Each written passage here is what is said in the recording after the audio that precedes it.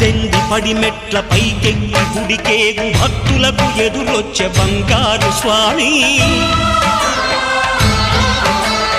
ఇరుముడులు స్పృశించి శుభమనుచు దీవించి జన బృందముల చేరే జగమేలు స్వామి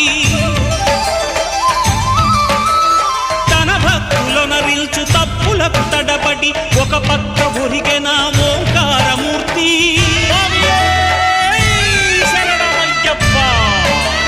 స్వాములందరూ తనకు సాయము కాగా ధీమంతుడై లేచే ఆ కన్య స్వామి